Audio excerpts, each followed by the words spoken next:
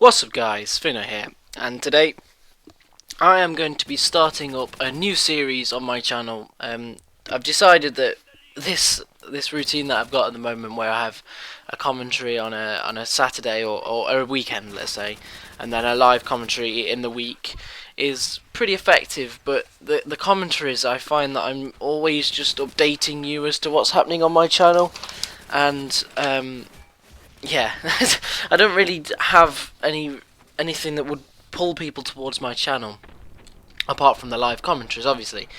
So I've decided to start a few new series up, and this is the first one that I'm going to do. I'm not going to spoil any of the others. I'm just going to put them up as when I can, because I've got exams coming up, and I don't want to start loads of new series and then just stop because I've got A levels and things like that. But this particular series will actually help me with my A levels, because I'm taking a history A level at college, and therefore I love history. I've always loved history. Like, even like, I think it started when I had a kidney problem when I was younger, and spent a lot of time in hospital, and I spent a lot of time studying history while I was there, because I don't know, I just it just has this affinity with me, I guess. So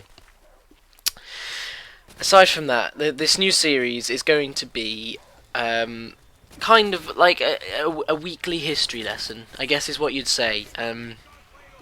Basically, I'm gonna pick a topic. I'm gonna get a gameplay that hopefully is quite relevant to that topic, and then I'm going to talk about this topic. And for this first one, I thought there was nothing better to talk about than World War Two. Everyone's heard of it. Everyone, I bet, has been affected by it in some way ever since 1945, and I thought it would be pretty darn good to start my new series with this. I know I've already done a D-Day history kind of thing, but that was on my channel. That was about a year ago. I will be re-uploading that with a new commentary, because I was happy with it, and I wasn't happy with the commentary. So look forward to that, and that will hopefully be uploaded on the 6th of June.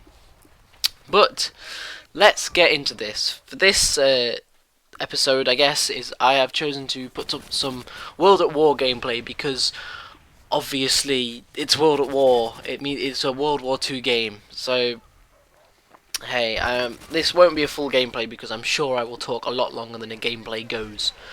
So anyway, on the 1st of September 1939, Germany invades Poland. And I know this isn't the start of World War II, but it is really the start of the actual whole World War in Europe. Because the start of World War II was when Germany started expanding after Hitler took charge in 1933. But the first material sin that he does against France and Britain is he invades Poland, who have a treaty with France and Britain of protection. So basically, France and Britain have to intervene in some way. So therefore, on the 3rd of September, 2 days later, Great Britain and France declare war on Germany. This is after a few talks with Hitler, trying to make him stop invading Poland and everything. But eventually, they decide that the only course of action is to declare war on Germany. Now, on the other side of Germany, on the east side, there is the USSR, and just before Germany invaded Poland, they signed a pact with the USSR. And in that pact, on the 17th of September, the USSR invaded Poland from the other side. And also on the 30th of November, the USSR invade Finland. And both of these happenings were due to the Nazi-Soviet pact that they signed just before the 1st of September 1939. On the 12th of March 1940, Finland sign a peace treaty with the USSR. This is massively significant, because it is the first time that the USSR are shown to be slightly weaker than you expect them to be. They can't actually take over Finland. It's taken them 4 months to get to even signing a pact with Finland. They've not managed to annex it and make it the USSR. So it's the first sign that the USSR is actually weaker than everyone expects. And that will come to show later in the actual war. On the 8th of April 1940, the British Army lands in Norway. This is the start of Britain's offence against Germany. And then on the 10th of May 1940, Neville Chamberlain in Britain resigns and Winston Churchill takes over. Now, only 17 days after this, the evacuation from Dunkirk begins. So the reason why I just moved on from the British Army landing in Norway on the 8th of April is literally only a month and a half later they were evacuating from Dunkirk. And by the 4th of June, every single Great British, French and Belgian evacuee escapes. All 338,000 of them go through the port of Dunkirk, which is a massive, massive task, and how they completed that is just, it's amazing. And then on the 10th of June, weirdly enough, just after all the Allied forces have left France, Mussolini declares war. Mussolini is the dictator in Italy. He's like an Italian version of Hitler, not quite as bad, obviously, but yes, he declares war on the Allies just after the Germans have pushed them out of France. And then on the 22nd of June 1940, France signed an armistice with Germany. So in 1940, not even a year after the war is finished, France has been taken over by Germany, and all of the armed forces from Belgium, France and Britain are now out of France and out of the war, I guess is what you could say. Then on the 23rd of August 1940, the Luftwaffe begin the Blitz. The Blitz, everyone loves a Blitz. It was a horrible time to be in London at the time. And even though it was called the phony war for about a year because the Germans didn't really do anything, it was still a horrible time. And then this is significant. On the 27th of September, Japan signs a tripartite pact with Italy and Germany, which now brings Japan into World War II, and that is very significant. When was that? It's very significant. Where is it?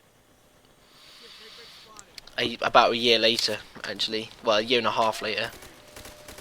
Sorry, I couldn't find the date. Most of this is coming out of my head. I've just got a lot of the dates written down because the dates are hard to remember for anyone, I guess. But anyway, let's carry on. On the 22nd of January 1941, the British Army recapture Tobruk in Africa. And Tobruk is a massive, massive checkpoint during World War II in Africa against the Italians for Britain. That it changes hands so many times. They didn't know who they were with half the time. Then on the 22nd of June 1941, Hitler launches Operation Barbarossa, and if you don't know what that is, it's Germany's invasion of the USSR. And that's the breaking of the Nazi-Soviet pact. And literally, 20 days after that, on the 12th of July, Great Britain and the USSR signed the Mutual Aid Pact, which brings the USSR onto an allied force. And that's massively significant because I think that decision lost Germany the war. And for all you Americans out there, on the 7th of December 1941, Pearl Harbor. Everyone knows what Pearl Harbor is. It's the Japanese bombing of an American port. And then on the 24th of August 1942, so we're skipping ahead quite about half a year now, Germany enters Stalingrad. And if you've played Call of Duty Finest Hour, the first mission on that is in Stalingrad. And yeah, it's a horrible war. It lasts for a long time. It lasts until 2nd of February 1943 when the USSR finally win after their horrible USSR winter, which cripples the German army really. And if it wasn't for American and British aid to the Soviet Union during that time, they'd have probably lost. Which is why I said that Finland was very significant, because it shows that the USSR probably wouldn't be able to stand up to something like an invasion of their own territory, which they nearly didn't. The Germans were so close; they were 20 miles away from getting Moscow, which is how close the USSR came to losing the war. But now, after Stalingrad ending, the tide of the war begins to change, and Italy's new Prime Minister signs an armistice on the 23rd of September with France and Britain and the Allied forces, and then on the 13th of October they declare war on Germany, which is massively important, because now Germany have another southern front pushing up, and then so now they've got an eastern front and a southern front. And on the 6th of June 1944, the Western Front opens up with the D-Day landings. And as I said, there will be another video about the D-Day landings that I'll do, because it is a massively important day in World War II. Literally, about a month later, the USA enters Paris. Sorry, about two and a half months later, the USA enters Paris on the 24th of August 1944. And that is the liberation of France, right there. And then on the 17th of January 1945, the USSR liberates Warsaw. The whole reason why Europe went into war was now done, I guess is what you could say. That's it. They've liberated Warsaw. The war is more or less over now. All they need to do is invade Germany. On the 30th of April 1945, after the invasion of Germany and the USSR in Berlin, Hitler and Eva Braun blow their brains out, basically, and that's the end. On the 8th of May 1945, Winston Churchill announces VE Day, and the war in Europe is over. I guess I should mention though that America is still at war with Japan, and on the 6th of August and the 9th of August, respectively, the USA nuclear bombs Hiroshima and Nagasaki, and that single act right there is the start of the well, I guess it's the material start of the Cold War to me. It finally shows that the world has moved on from conventional weapons and into a new age where you can destroy a whole city with one bomb. And maybe as a result of that, on the 2nd of September 1945, Japan surrenders. And that is the end of the World War II. I always would like constructive feedback on this video, because I don't know if I've done it good or not. I've done it good, nice English. So if you leave me feedback, tell me what you thought. Tell me how I could improve, how I could change it, and yeah, let me know what you thought of this first episode of my series of history lessons with Findo. So yeah, hope you've enjoyed it. It's been a pleasure. I've really enjoyed it. It's been a high effort video, but now you're seeing it. It's finished, and I'm relatively happy with it. So yeah, so thanks for watching, everyone. It's been a pleasure, and yeah, I will see you later.